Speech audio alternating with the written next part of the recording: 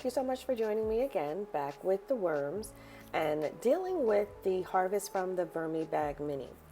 I've always had a lot of challenges when it comes to the castings that I get out of the Mini, but this time around, it has definitely been the most challenging.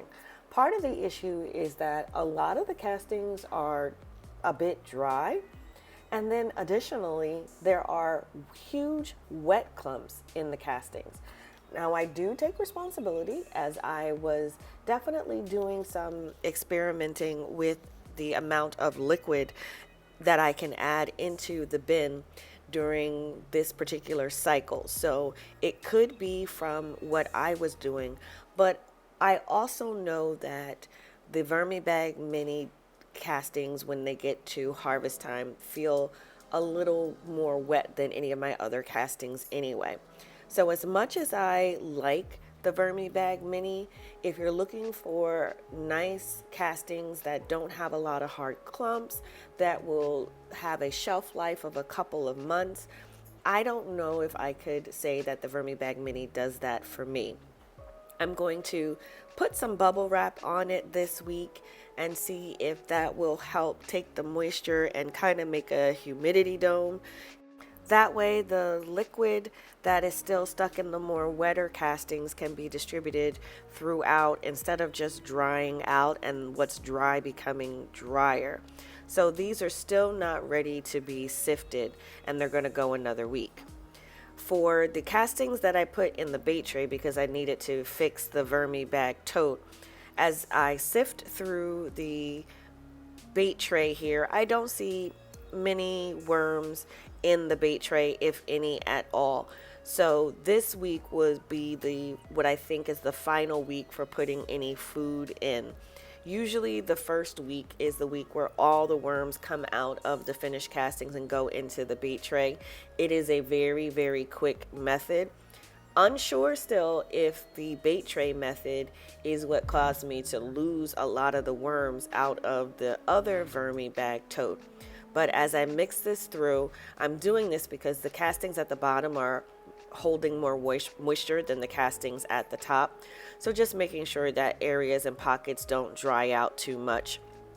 And then I'm going to put some food into the bait tray and see if I get any other worms for the next week. I do like doing the bait tray method. It is a little bit more work than doing the horizontal migration. But after having done the two of them together for this particular harvest, I do see the benefits of both of them. But I would recommend the horizontal migration simply because you don't have to have additional equipment. I do have the pizza dough proofing trays, so it allows me to do the bait tray pretty easily. But I am loading up on the food in this bait tray to make sure that if anybody is hanging out on the peripheral, that the worms will be enticed to come in on the bait tray and then be able to collect them. So that will complete the update for the two systems that are still going through the bait tray harvest.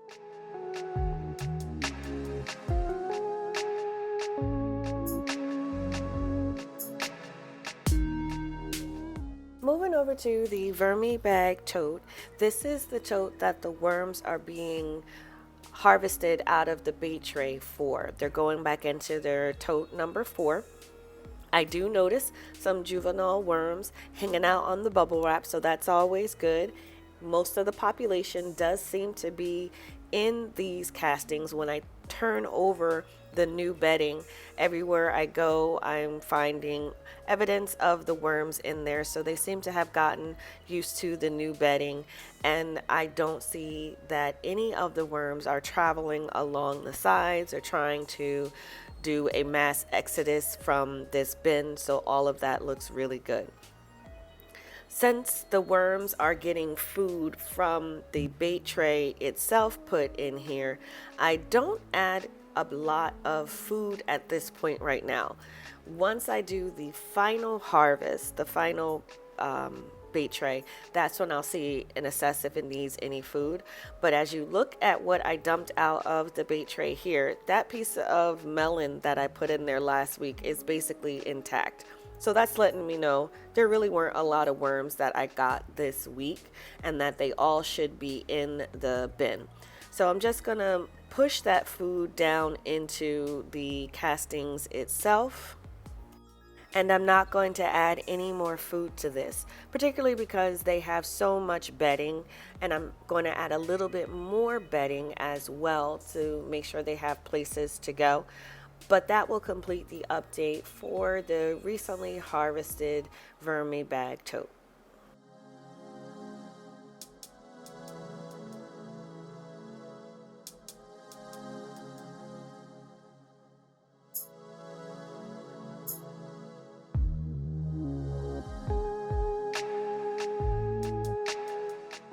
Moving over to the second of the Vermi bag totes that I have, this is the tote where I am building the colony.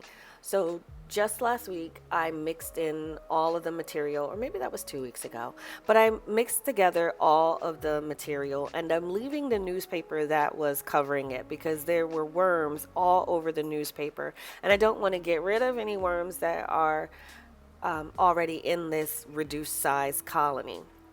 Looking at the castings in this colony, they are a bit wetter than I am expecting for a Vermi bag tote, but I know that's because I was adding a lot of water to this one when I was putting just the cardboard in on the side where I let them hang out. I wanted to make sure that didn't dry out.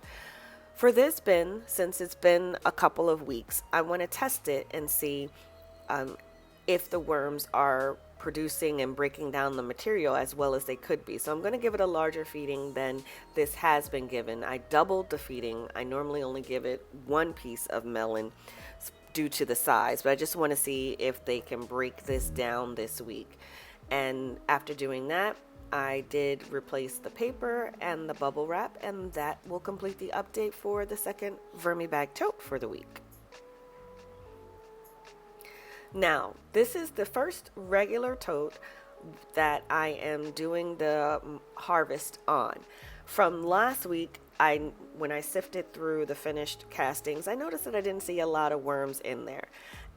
Now, typically when I do a horizontal migration, the band right next to the new bedding holds a lot of worms.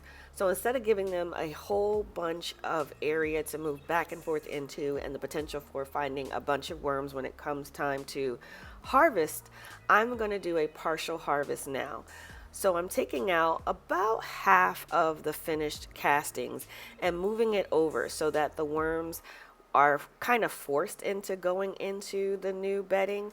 I don't want them to really travel back and forth and back and forth, and I want to make my harvest process as smooth as possible. So I took out quite a bit of bedding.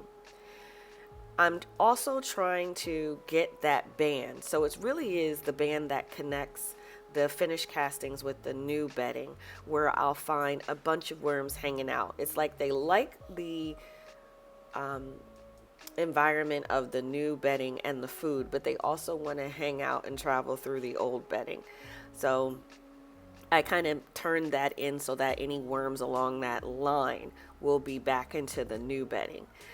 I am giving this bin a really good size feeding, still going with the melon and some peppers, things that hold a lot of water and moisture to attract them in and keep them on the new bedding side. And then once I give it a couple days, I'm going to sift the material that I just harvested out of this bin to see if I find any worms and to see whether or not the harvest is kind of at an end. I found in my previous times doing the horizontal migration, the longer I let it go, the more chance I had of having the worms still in the finished castings and redistributing everywhere, even if I wasn't feeding it. So going over to the second regular tote that I am harvesting, really the situation is the same as the first one. There weren't a lot of worms on the opposite side with the finished castings. They all seem to have migrated over to the new bedding, or a good portion of them. So I also removed the bedding from, or the finished castings from this side. Now the scoop that I'm using is a scoop that has rounded edges. There aren't any sharp edges on it, to make sure that I don't injure or hurt any of the worms, and took out about half of the castings from this one as well, and then did the same thing where I gave it a very good size feeding of things that are just really moisture heavy and would entice the worms to stay over. I didn't flip any of the castings on this one. I really tried not to agitate the castings on the new bedding side for this bin, just to see if that made a difference at the final harvest, to see if there were still a lot of worms on that line. And I know it doesn't come up on the camera too well, but it's a noticeable band in the castings that's different. And then lastly is my Vermibag Mini, which was recently harvested as well. With this one now, I just want to make sure the worms come up from the bottom, so I am giving it larger feedings than what I normally would, and I'm trying to give it a larger feeding but pull back on how much moisture I add into the bin. So instead of consistently doing things like melons, I am going to do apples this week, something that allows me to put a lot of food in but won't release a lot of moisture at one particular time. And apples typically take 2 to 3 weeks to break down in the bin, so I'm going to put a couple of apples in here. I am going to put some melon, but not just a full melon feeding for the bin. I'm putting the more moisture heavy vegetables and fruit on the sides of the Vermibag Mini, and this is to see if I can get that liquid to concentrate on the edges to kind of alleviate the issue that I have with the crunchy edges. Of course, I top it all off with the grit for the castings, and I find this important because when I do apples or things that hang out for a little bit of time in the bin, that's when I seem to get more beetles. Once I finished with the feeding, I am putting another layer of new bedding on the top, slowly adding material into the bin. When I add material to this bin this cycle, I want to see if adding in cocoa coir will affect the result of the finished castings, because that is a major difference in the Vermibag Mini versus all of my totes. I thought I was going to wait a couple of days to do the sifting process on the finished castings from the regular totes, but I changed my mind and I thought about it. If there were worms, I did want to get those worms right back into the bins. So I went ahead and sifted through the castings. I do have other more in-depth videos on how I do the sifting process. I will put a link up above if you want to click on that and see the more in-depth process. I use 2 different size sifters, a medium size one and then a finer one. And then the finished castings end up in the bucket below. And these are really fine and really good to use in all types of plantings that I do. The finished castings from the bucket are the ones from the fine sifter, and they end up back in the bin that they came from. And the sifted castings from the medium sifter end up going into the Vermibag Mini, where they'll go through a longer maturing process and end up going back outside after they come through the Vermibag Mini. And then these are the final castings from both of the bins. Got a good amount of castings and I'm really happy about it. It's going to carry me through all of the winter plantings that I have to do. And that's it for the weekly update on the worms. Thank you so much for sticking to the end. If you enjoy the content, please like and subscribe. And as always, thank you so much for watching.